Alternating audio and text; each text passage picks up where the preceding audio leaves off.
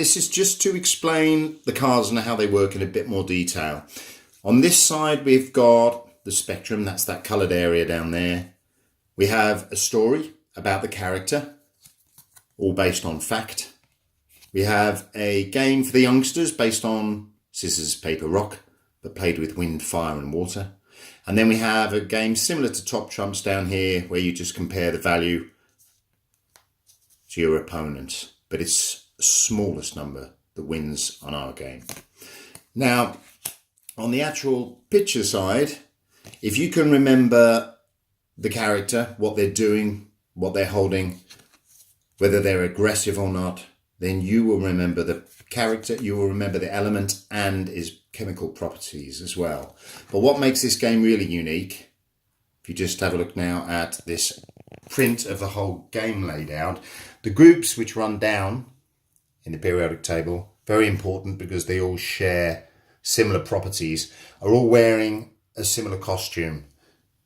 They also increase in size as you go down the groups. So if you can remember what they're wearing and their size on the card, then you will remember which group they're in and which order they take in that group.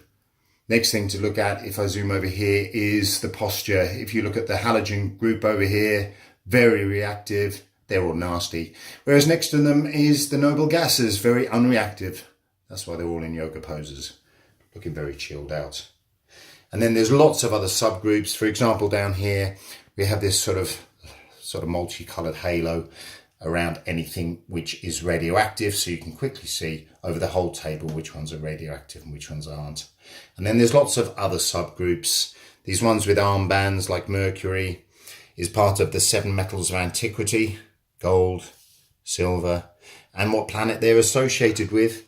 And anything with this star on shows it's one of the original alchemy elements known to the original chemists. And each one is associated with a symbol. So somewhere hidden in the card is its symbol. Now there's lots of other subgroups. Too much to go over right now. I'll make a longer video to explain it all.